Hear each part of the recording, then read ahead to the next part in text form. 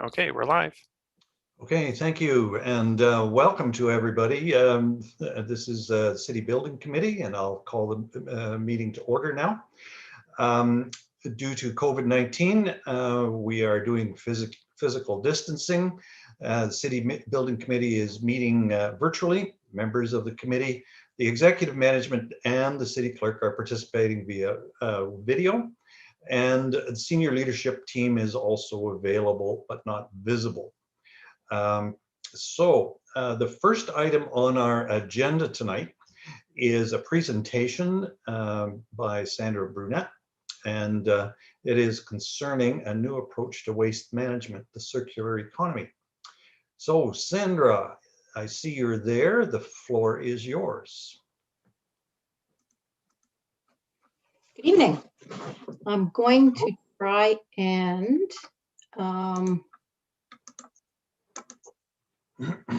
share my screen.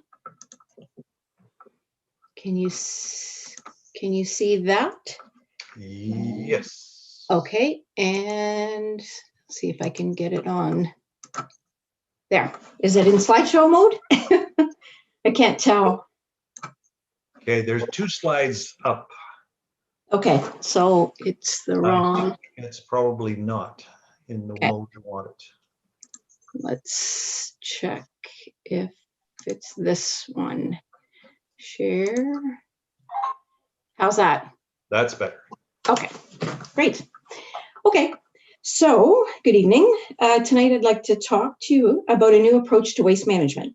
One that will support a more resilient and sustainable Barrie, and that will be as innovative as Kitchener, Ontario's Blue Box was in the 1980s. Currently, there are several drivers that are calling for a change in how we manage our waste, including 2 of Council's strategic priorities: building a greener Barrie while mitigating and adapting to climate change, as well as supporting the creation of more stable and diverse jobs, as well as small businesses. Additionally, provincial legislation is moving in this direction through the Made in Ontario Environment Plan. Barrie's current and near future reality requires this changed approach. To begin with, the population of Barrie is expected to double by 2051. More people means more waste. The stagnating diversion rates are telling us that over half of the city's waste is still being disposed of in the landfill, which leads us to diminishing landfill capacities. The city's landfill is expected to reach its capacity by 2031, excluding the impacts of population growth. Additionally, the provincial direction has changed. Ontario's Resource Recovery and Circular Economy Act puts forth objectives for reducing litter and waste while lowering greenhouse gas emissions. Council's Zero Emissions Initiative can be supported as well, as the waste sector is an area for improvement that can assist with reducing emissions. And lastly, this changed approach can motivate innovative solutions that support economic growth without creating environmental pressures. To assist in a clear understanding of what a circular economy is, let's compare it to a linear economy. Our current linear economy is a consumptive one that is highly dependent on raw materials. These raw materials are used once and end up as waste. Within this waste, there are valuable resources, materials, and nutrients, all being thrown away in one way or another. This is otherwise known as the take, make, waste economy. A circular economy is not simply a linear economy in a circle, but rather one where these same valuable resources, materials, and nutrients are continually circulated within the economy such that their productive value is maximized for as long as possible through reuse, recycling, and remanufacturing strategies. With this approach, waste is minimized and resources are maximized in an economy that's focused on product longevity, renewability, reuse, and repair strategies that promote a zero waste society. The City of Barrie's role will be to influence a shift to a circular economy by providing opportunities that support resident decision-making. The objective, a circular economy vision, will have been achieved when every consumer, prior to purchasing items, asks themselves the question, what is going to happen after I'm done using this product? In other words, success is achieved when decisions are made through this circular economy lens. This paradigm shift requires changing behaviors. And to influence this behavioral change, actions must be linked to their associated consequences. For example, it took pictures and news coverage of a group of marine biologists removing a plastic straw from a sea turtle's nose to drive the push to reduce the use or the reliance on single-use plastics.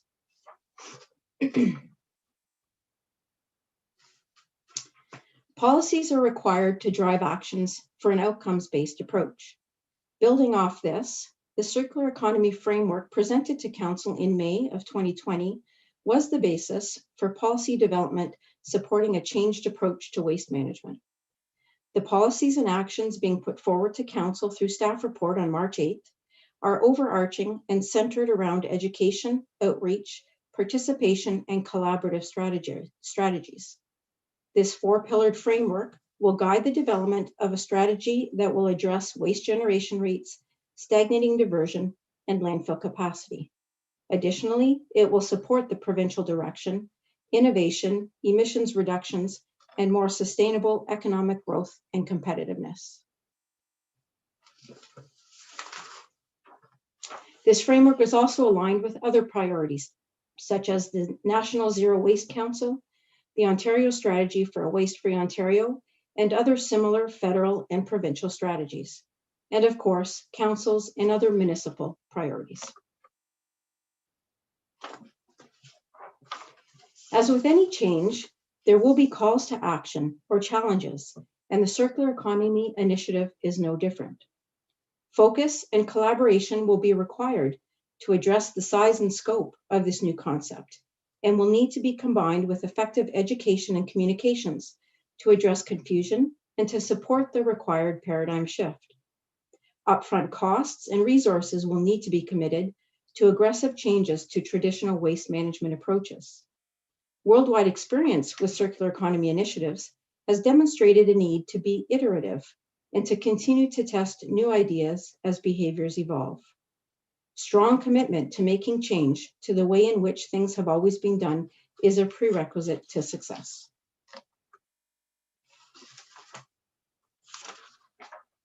There are always opportunities to be realized. The city can be a municipal leader in reducing waste generation rates, litter, and greenhouse gas emissions, and align with best practices from the world's most sustainable green cities. Through policies, knowledge sharing, and citizen engagement, the city can be well placed to encourage and incentivize business innovation and a creative economy that supports a healthy future. By connecting products to behaviors to waste generation, efforts to reduce carbon emissions can also come into play. This initiative is one that is large in scope and will require several phases and flexibility to grow and evolve. March 8th through staff report, policies will be put forward for General Committee's consideration and approval. Post-approval, 2021-2022 actions will begin, most of which are focused on stakeholder engagement.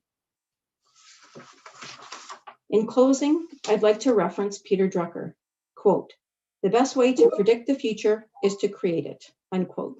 Thank you.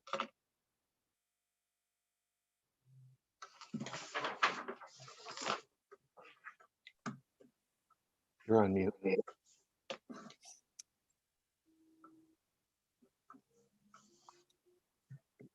You're still on mute, Claire. I got to unmute.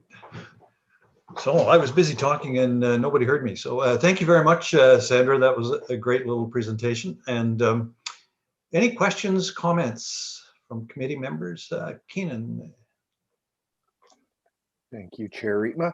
And thanks for the presentation. Looking forward to the staff report. I'm wondering if I'm assuming we have numbers on, for example, how much organic food waste is going into the landfill.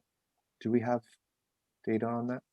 No, we wouldn't have specific data on that. No. Okay. Are we looking at ways to reduce how much food waste and organics go into the landfill? I know there's been talk about a ban on organics in landfills. Is that something we're looking at or working on? That's and you'll see it described in the staff report, actually. It is one of the top initiatives for 2021-2022, as there is a ban, or there will be a ban, and that the city of Barrie is in the group that needs to reduce or divert 70% of their organic waste by 2023, I believe. We're pretty close, but part of the initiatives, first set of initiatives, are to get us to that objective or goal. Okay, and what does that look like in terms of making that happen? Like, how do we incentivize people to use their green bin and not throw their organics into the garbage? Like, will we require that a green bin be put out every week? Like, what does that look like? Or fewer garbage pickup days? So that's something that we would engage stakeholders. Part of the first few steps are to engage stakeholders to see what kind of initiatives could be rolled out. There are a few things, such as, yes, in other municipalities, your garbage won't be collected unless your green bin is out. Some municipalities have gone to a clear bag approach, in which their garbage has to be put in a clear bag, and if there's recyclables or organics in it, it won't be picked up. So there's a few things that have been tried and tested that we could put out as examples, but again, we're looking at stakeholder engagement to help refine those paths. Okay, that's great. My last question is around producer responsibility, and it's my understanding that the province has, talked about transitioning to producer responsibility. Is that happening? And if so, like, what involvement does the city have in that type of work? And what does that mean for us?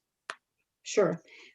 So the city the province was supposed to release their final legislation, the resource recovery circular economy, under the Resource Recovery Circular Economy Act, the Blue Box transition legislation. It was supposed to be released last week, actually. They didn't. So we're all waiting to see what the next steps are. And there is a timeline for a number of all the municipalities have a deadline or a timeline to be transitioned to the Blue Box. City of Barrie, through council, has indicated that, and it got put in legislation, that 2024 would be our transition date. It aligns with our collection contract. So this year and next year, staff are working on preparing a document for a new collection contract that includes all the requirements of the legislation for producer responsibility and what we need to do to engage the producers, whether or not we're going to provide the service or they're going to provide the service, the collection piece of the service. So it's still all kind of in the air until that final piece of legislation is released. But staff are working in the background trying to get us ready for when it's ultimately released. Okay, fantastic. Thank you. You think they would be able to sneak it into their COVID recovery legislation like they have with other things? Come on. You think? Right, on a Friday afternoon. Yeah. All right. Any other questions? Yes, Councillor Kungl. Thank you, Chair Rietma. Through you to Sandra. Thank you for the presentation. It's an exciting approach. I'm quite happy with how we are looking at the circular framework. And I had a couple of questions just as they relate to, while you're doing stakeholder engagement, I believe you indicated a year out from now. Are there things or opportunities that are naturally occurring that we could be promoting and adopting to support public uptake? And I had a couple of questions around that. Under the pillar of reuse, I think about what I've seen happening in Aurelia, and I think it's happening in Barrie, but I'm not sure, but with the repair cafes. And I didn't know if that is something our library might be doing or others, or if there's a very formal approach happening around repair cafes that the city might be promoting? Okay, so there's a couple of things that we're already starting to do. One of them is we'll be sitting down with comms and looking at the best way to promote and educate the residents on a circular economy and initiatives such as simple reuse strategies that they can undertake themselves to prepare for any larger campaigns or initiatives. From the Repair Cafe, I could find that out for you. I'm not too sure that there's much of that going on in Barrie. However, staff are working with the library to develop our circular economy site, so to speak, for ideas and education and promotion. So that's kind of where we're at this point. Okay, that's great to hear. In addition, when we talk about minimizing food waste, and to build on some of Councillor Erwin's questions, I was wondering how this ties to other opportunities. So one thing comes to mind, it might be a little bit outside of this, so I'll look to any other staff that could comment. But when we're talking about the part about education around food literacy, reducing food waste, how to actually use fresh produce and things that we would be seeing or maybe going to the green bins or otherwise, but is there an approach or a thought of including a kitchen in any of our new design builds as a community kitchen or community space? And I'm thinking about, I believe, maybe some engagement that was happening around the Allendale hub, if that's correct. I'd have to pass that question on to. I know, sorry about that, yeah. Sorry. I can certainly get some answers if we don't get any answers tonight, if you'd like. Yeah, I saw Dawn pop up. I wasn't sure, Claire, if Ms. McAlpine had a comment. Dawn, did you want to give a comment on that one?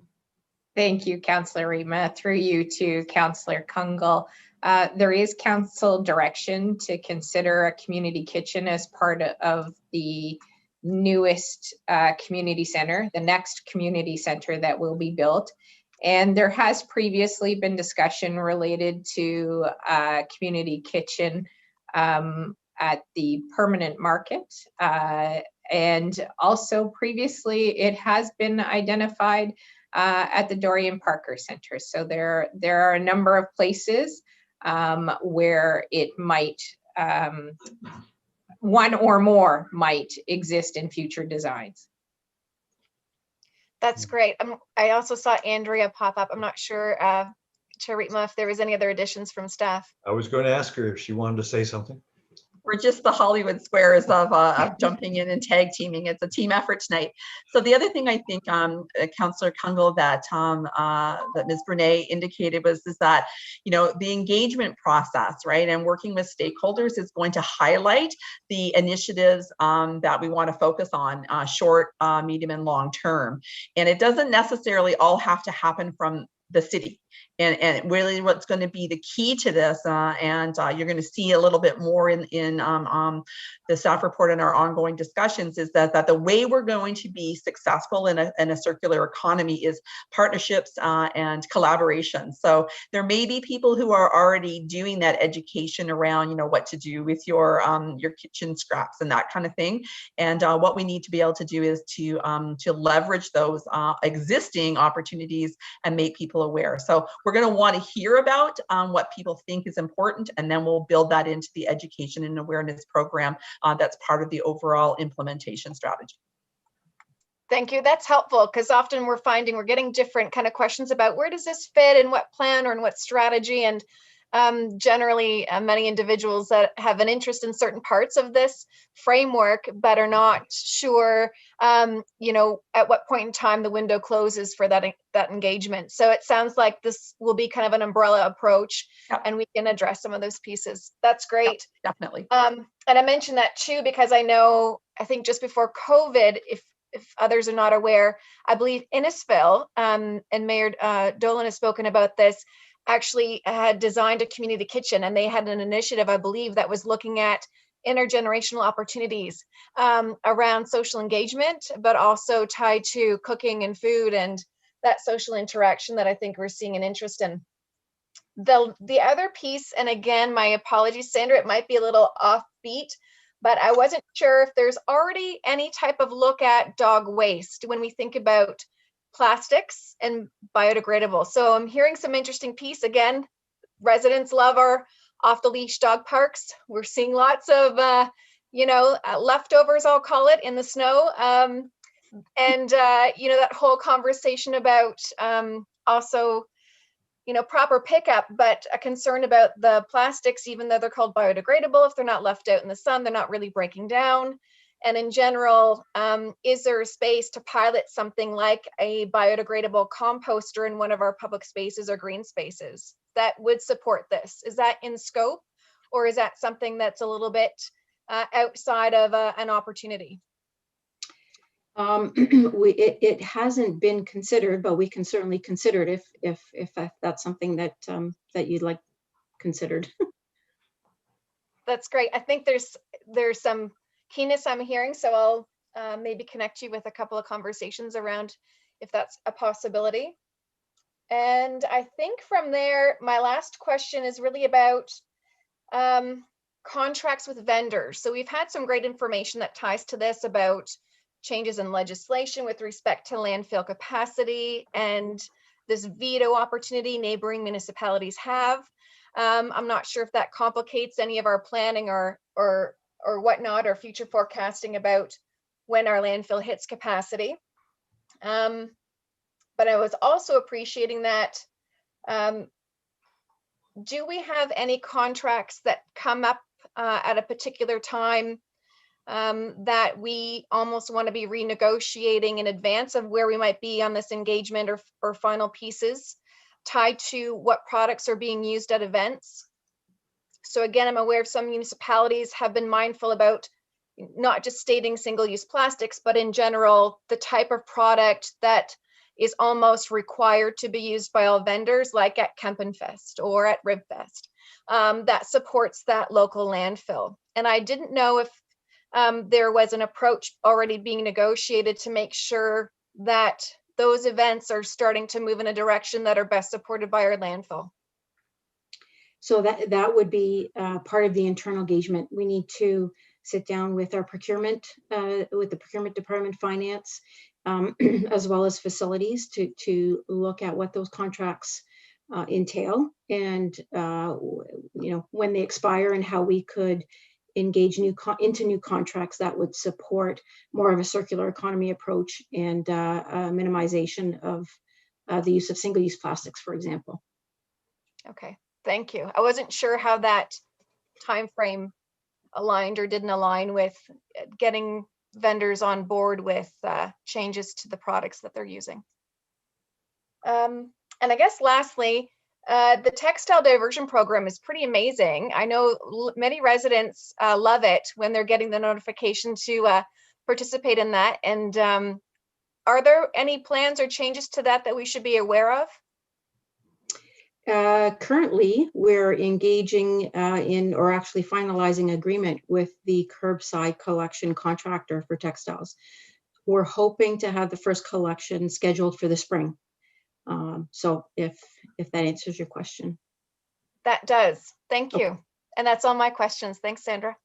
Thank you. Okay, thank you. Any other questions from committee members? All right, Councillor Ward, you, Deputy Mayor Ward, you have a question or two. Thank you, Chair Rima, and let me congratulate you on being the chair. I don't think anybody's it's first official meeting as chair. I have a question. It's actually a follow-up to the very first question that Councillor Elwin asked, and that was for Ms. Bernay. Do we have figures on what's going into the landfill site? What percentage of it's textiles and what percentage is paper? What percentage is organics? Yes, specifically about organics, but do we do studies to find out what's going in our landfill? We do diversion studies of the material that comes into the landfill that's sorted at the landfill. Any material coming in from curbside collection vehicles would not be analyzed. Now, this year we've revamped our waste audit program, in order to prepare for the extended producer responsibility model that's coming through. And that's going to begin in April. And that is where we're going to take samples, representative sample sizes of curbside collection bins, and do some waste audits on that to get, as well as garbage, to see what percentage of organics are currently in the garbage or recyclables, that kind of thing. So we did have a waste audit program before.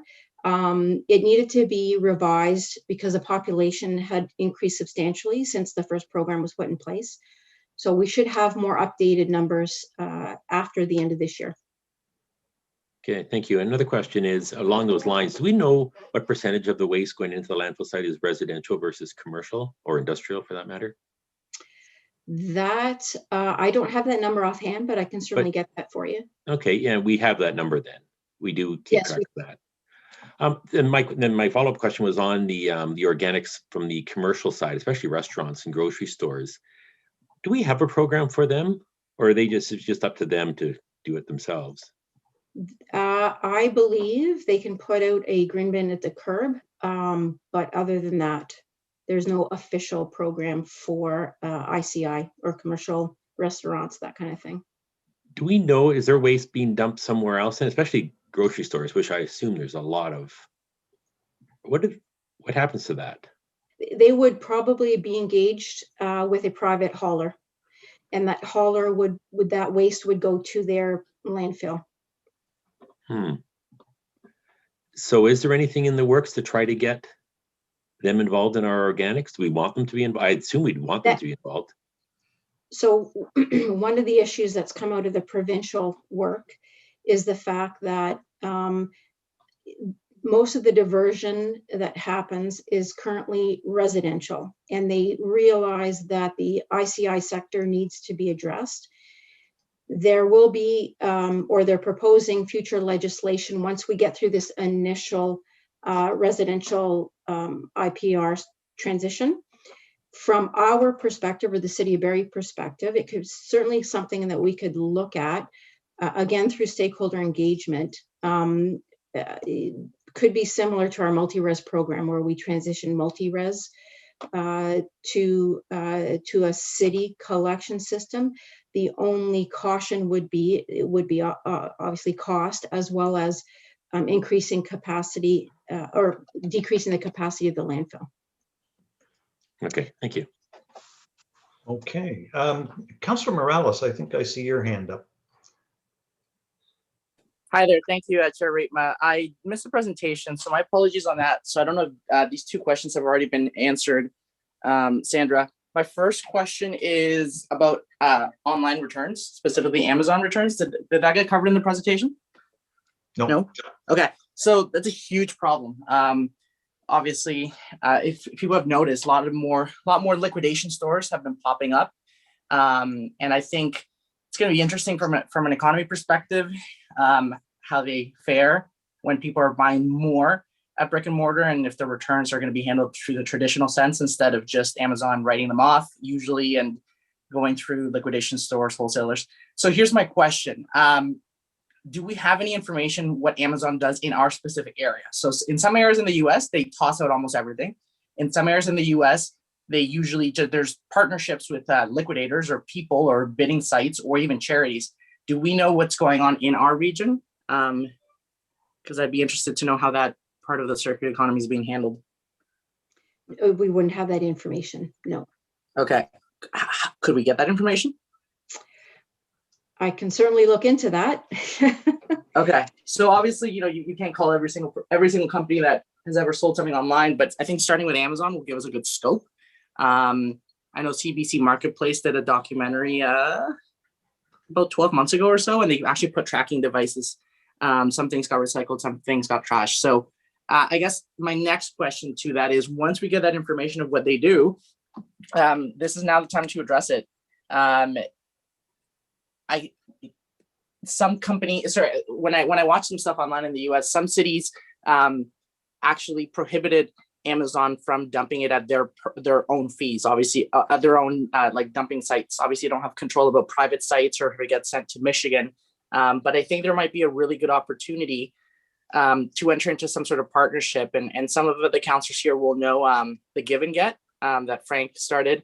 So again, I'm spitballing here, and I don't want to give exclusivity contract to them because I know that they did struggle a bit last year, but I envision something of the circular economy where the municipality gives an incentive. Obviously, someone like Amazon or another retailer is going to go, time is money, and if it's not easy and seamless, then we're going to do it the way we do it, which might just be tossing it in the garbage. But if we can connect them with either the private industry, so liquidators, or connect them with charities that would take this stuff very willingly, because a lot of these returns are quality items that just were wrong color or not the quality they expected, but still good products.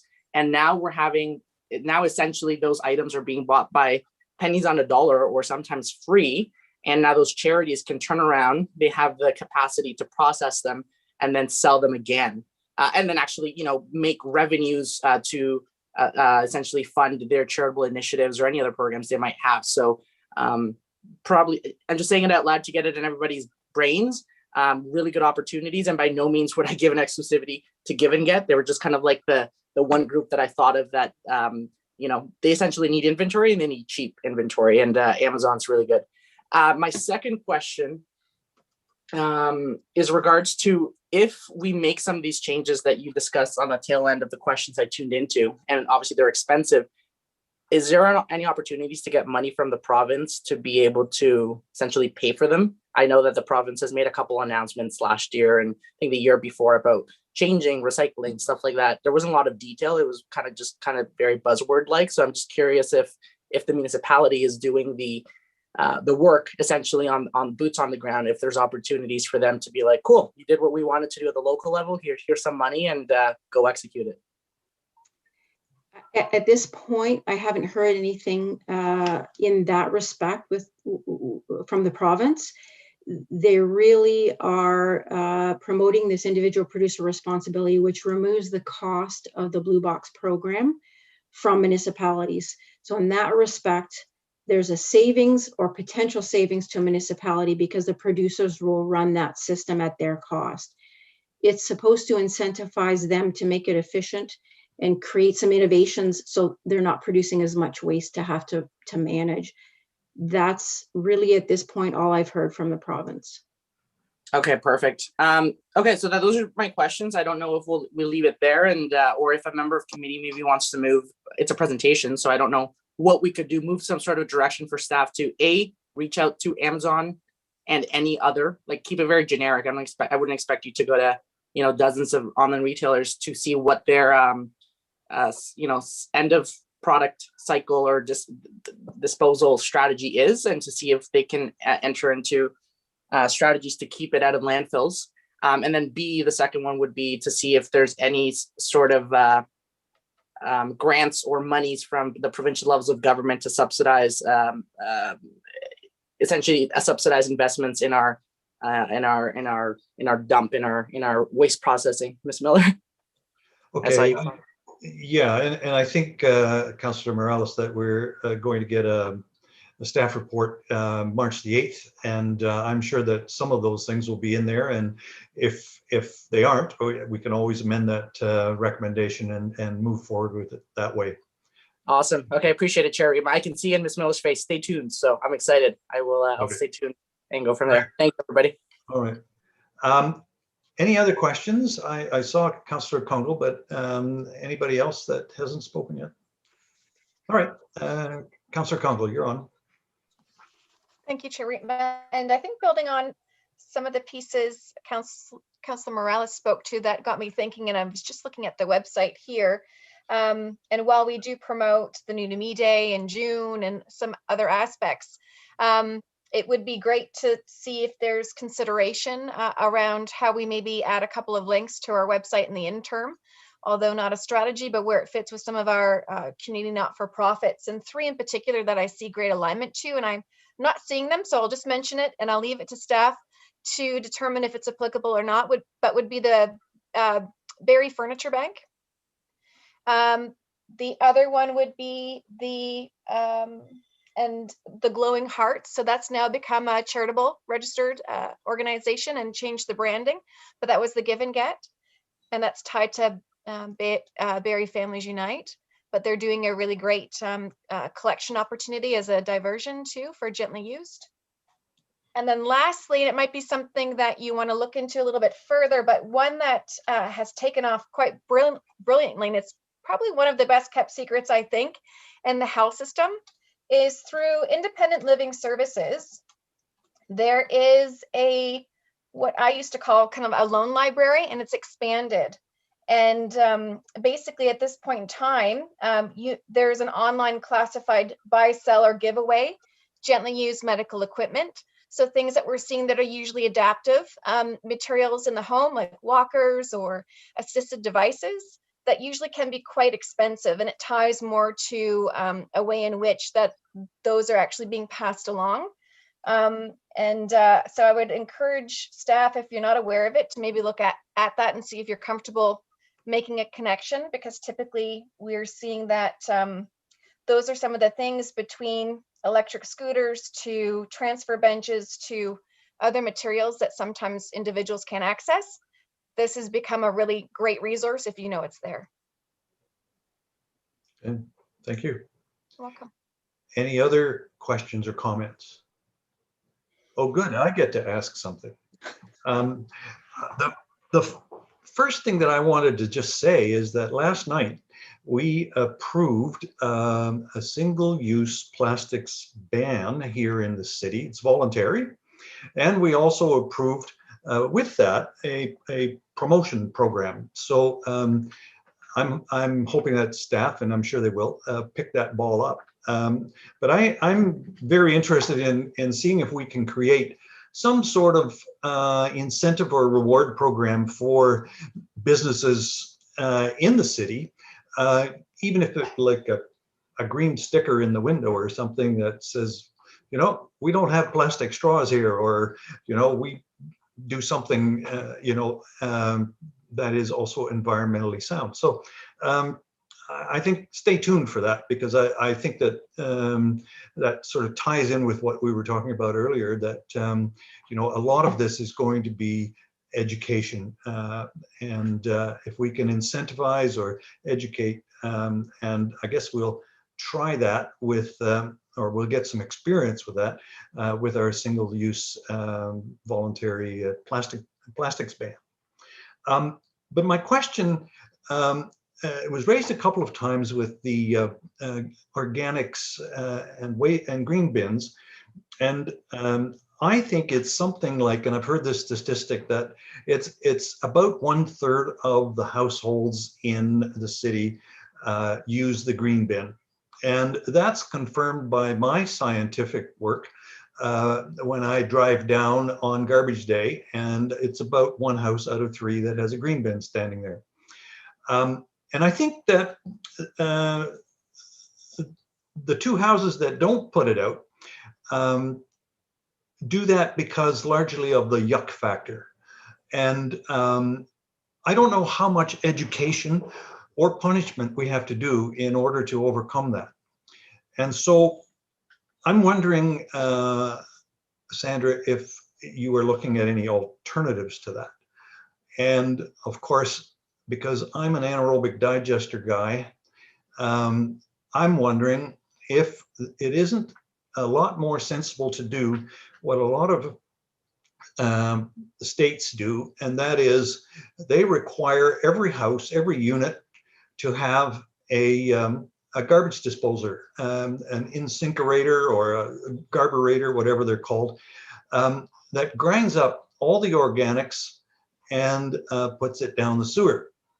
And the beauty of that is, of course, is that you eliminate completely the green bin program, and you eliminate, of course, the cost that goes with collections, all the rest of it. The other part of it is that's fascinating is that with more organic material in your sewage treatment plant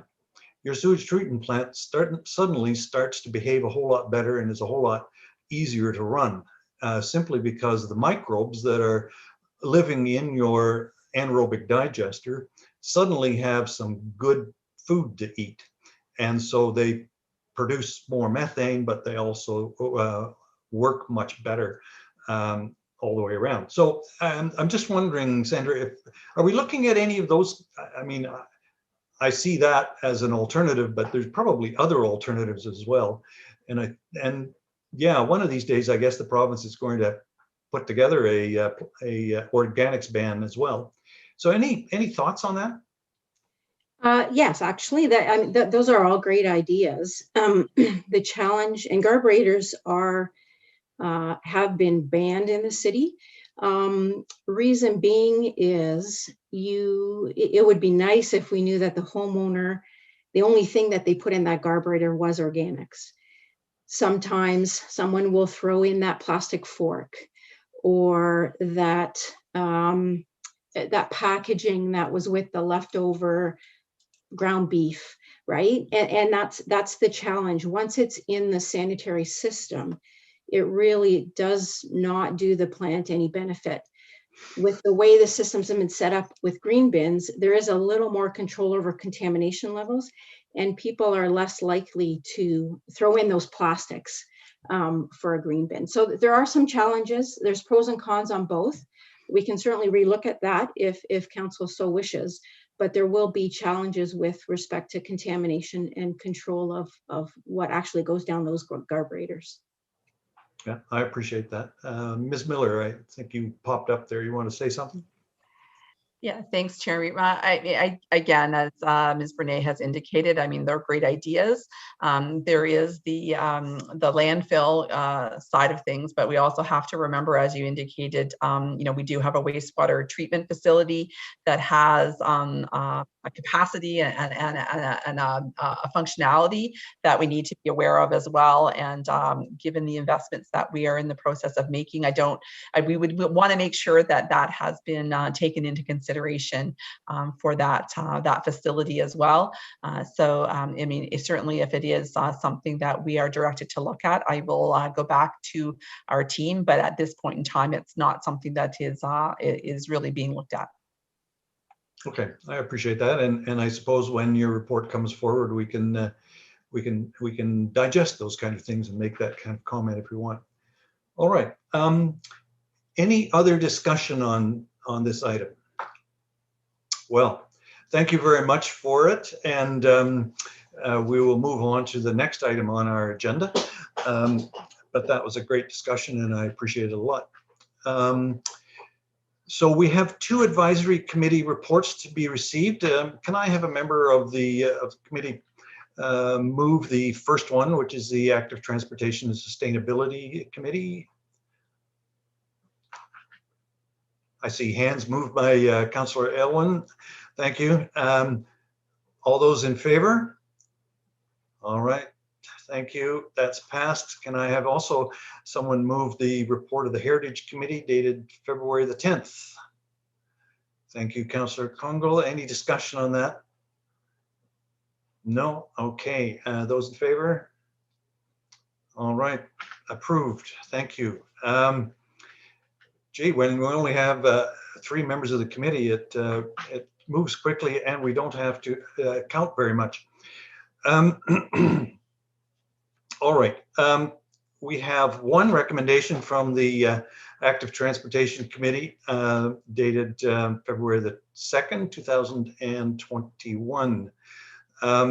So the recommendation, and the committee is fairly long-winded, so I'm not going to read the whole motion, but just the 2 items at the end of it. This has to do with the Clean Air Alliance phase out of gas-fired power plants in Ontario, and that the city, and the resolution is that the City of Barrie requests the Government of Ontario to place an interim cap of 2.5 megatons per year on the greenhouse gas pollution from Ontario's gas-fired power plants and develop and implement a plan to phase out all gas-fired electricity generation by 2030 to help the City of Barrie, the Province of Ontario, and the Government of Canada to meet their climate targets. And secondly, that this resolution be sent to the Premier of Ontario, the Ministry of Energy, Northern Development and Mines, the Minister of the Environment, Conservation and Parks, the Minister of Health, all local MPPs and MPs, the Ontario Big City Mayors Caucus, the Association of Municipalities of Ontario, the President of Hydro-Quebec, and the Premier of Quebec. and possibly the Queen as well. All right. Councillor Aylwin, I think that resolution comes about from the Active Transportation Committee that you're quite involved in. So do you want to sort of give us the lowdown on it? Sure. So the committee did receive a presentation from the Ontario Clean Air Alliance. So it's a campaign that they're running right now to get municipalities to support this change, similar to a campaign that they ran before the phase out of coal-fired power plants in Ontario. And they found that having municipalities endorse that, it really kept the momentum going and contributed to the success there, which was a huge reduction in emissions, a huge reduction in air pollution, and we've seen the health benefits and the environmental benefits from that. So that's the thinking here. We, as a city, have declared a climate emergency and have committed to net zero emissions by 2050, and frankly, we can't get there if we don't phase out gas-fired power plants in Ontario. We're going to see our transportation transition to an electrified transportation system.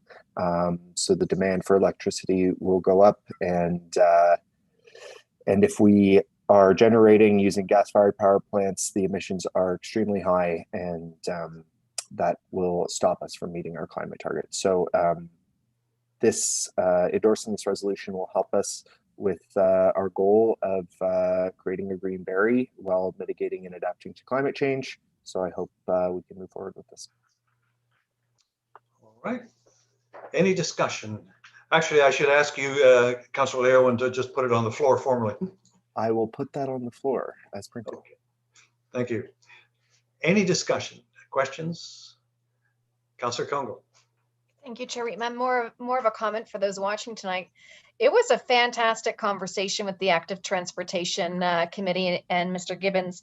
And I would just identify that on February the 2nd, I believe, was the meeting date. So that should be a recorded video that's available to any member of the public or council that would have some really great discourse that also explains, why we're saying, also send the outcome of the motion to, I think, Hydro-Quebec and related elected officials there, because there's some opportunities identified, and it helps to encourage a conversation of I think, some low-hanging fruit that can support this initiative for Ontario. That was part of that discussion.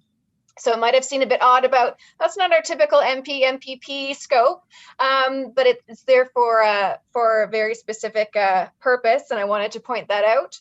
And to echo Councillor Aylwin's piece, and we built it right in. This really does fit into our strategic priorities, and particularly fostering a safe and healthy city of Barrie by building a greener Barrie and adapting and mitigating climate change. And so it is fully in alignment with where we have identified we need to go, and an opportunity that we can take. But I would recommend viewing the February the 2nd link, and I'm not sure if that can be shared in any way, but I believe that's through our City of Barrie YouTube channel. I would think so. Okay. Any other discussion? Is there any members of the council that are not part of the committee that want to ask a question or comment? I don't see anything. Okay. All right. Then I'll put the question. Those in favor? Opposed? Nobody? Thank you. That's carried. All right. And that brings us to the final item on our agenda, and that is adjournment. So as of now, the committee is adjourned. Thank you very much. Have a great